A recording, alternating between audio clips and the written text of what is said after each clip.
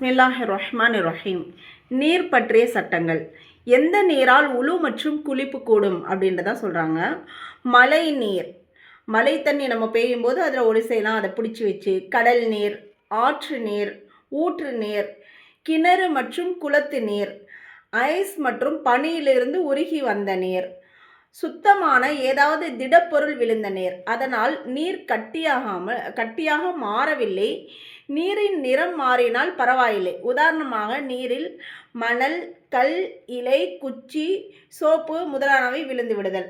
இந்த மாதிரி விழுகும் பொழுது அந்த நீருடைய அந்த தன்மை மாறும். ஆனால் நீர் கெட்டி ஆகலை, தண்ணீராக தான் இருக்குது. அப்படின்ற பட்சத்தில் நம்ம அதில் எல்லாம் உழு செய்யலாம். அடுத்ததாக சுத்தமான திரவ பொருள் விழுந்து விட்ட நீர், மேலும் அந்நீரின் நிறமோ மனமோ சுவையோ மாறவில்லை. உதாரணமாக கரும்பு ஜூஸ் வாளியில் விழுந்து விடுவது. மேலே கூறப்பட்டுள்ள நீர்களால் உழு மற்றும் குளிப்பு கூடும்.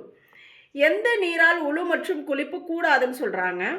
பழங்கள் மற்றும் மரங்களிலிருந்து பிழிந்து எடுத்த சாரால் உழு மற்றும் குளிப்பு கூடாது.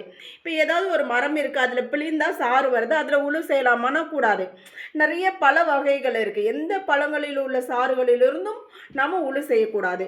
உதாரணமாக தேங்காய் தண்ணீர், தேங்காய் உடைச்சா நிறைய தண்ணீர் வரும். அப்புறம் ரோஜாலேருந்து தண்ணீர் வரும். கரும்பு பிழிஞ்சால் அதிலிருந்து நிறைய சாறு, பதநீர்லேருந்து முதலானவை. இதில் எதுலேயுமே நம்ம உழு செய்யக்கூடாது. உழு அல்லது குளிப்பிற்காக பயன்படுத்தப்பட்ட நீர், ஏற்கனவே ஒரு தொட்டியில் தண்ணி இருக்கும், அதில் மூழ்கி குளிச்சிருப்பாங்க. பயன்படுத்தப்பட்ட நீரில் என்ன செய்யக்கூடாது, ஏற்கனவே உழு செஞ்சுருப்பாங்க, அந்த தண்ணீர் கையை விட்டு உழு செய்வாங்க இல்லையா, அதுலேயும் நம்ம என்ன செய்யக்கூடாது, குளிக்கவோ உழு செய்யவோ பயன்படுத்தக்கூடாது. சமைக்கப்பட்ட நீர், உதாரணமாக கீரையை வேக வைத்த நீர், பருப்பை வேக வைத்த நீர். அடுத்ததாக ஏதாவது திடப்பொருள் நீரில் கலந்து அதனால் நீர் கட்டியாக மாறிவிட்டது. உதாரணமாக சுண்ணாம்பு, மாவு போன்றவை. இதெல்லாம் விழுந்தால் நீருடைய அந்த தன்மையை மாறிடும். ஒரு மாதிரியாக கொலன்ற ஒரு மாதிரியான தன்மை வந்துடும். இப்படிப்பட்ட தன்மை வந்துச்சுனாலும் அதில் நாம் ஒழு செய்யக்கூடாது. ஏதாவது திரவ பொருள் நீரில் கலந்து விட்டால் அதற்கு 3 நிலைப்பாடுகள் உள்ளதுன்னு சொல்கிறாங்க. ஒன்று திரவ பொருளில் 3 தன்மைகள் இருந்து நிறம், மனம், சுவை அவற்றின் 2 தன்மைகள் நீரில் தெரிந்துவிட்டால் அந்நீரால் உழு மற்றும் குளிப்பு கூடாது. உதாரணமாக வினிகர், இதில் நிறம், மனம், சுவை 3மே உள்ளது. ஏதாவது 2 தன்மை தெரிஞ்சிருச்சுன்னா கூட அதை நம்ம யூஸ் பண்ணக்கூடாது உழு குளிப்பிற்கு. திரவ பொருளில் 2 தன்மைகள் இருந்து நிறம், சுவை அவற்றின் ஒரு தன்மை நீரில் தெரிந்துவிட்டால் அந்நீரால் உழு மற்றும் குளிப்பு கூடாது. உதாரணமாக பால், இதில் நிறமும் உள்ளது, சுவையும் உள்ளது.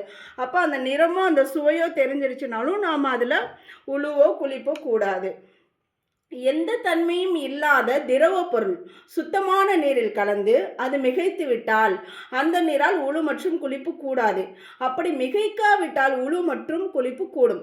உதாரணமாக சுத்தமான கால்வாளி நீரில் புழங்கப்பட்ட அரைவாளி நீர் கலந்து விட்டாலோ, அதாவது நம்ம ஏற்கனவே புழங்கப்பட்டிருக்கும் அந்த தண்ணீர், இப்போ ஒரு பொருள் இருக்கும், அது மனமோ எதுவும் இருக்காது, ஆனால் அது விழுவதனால அந்த தண்ணீர், இப்போ அரைவாளி தண்ணீர் கால்வாளி தண்ணீரில் போகிற மொத்த தண்ணியுமேவும் புழங்கப்பட்ட தண்ணீராக மாறிவிடும். அல்லது சரிசமமாக கலந்து விட்டாலோ, இப்போ ஹாஃப் ரெண்டுமே பாதி கலந்துருச்சு, சுத்தமான நீரும் புழங்கப்பட்டதாக கணிக்கப்பட்டுவிடும். அசுத்தமான நீர், மேலே கூறப்பட்ட நீர்களால் உழு மற்றும் குளிப்பு 2மே கூடாது. அப்போ நம்ம இந்த கடமையான குளிப்புகளும் அதில் குளிச்சிட முடியாது, அதே போன்று உழுவும் நம்ம செய்ய முடியாது.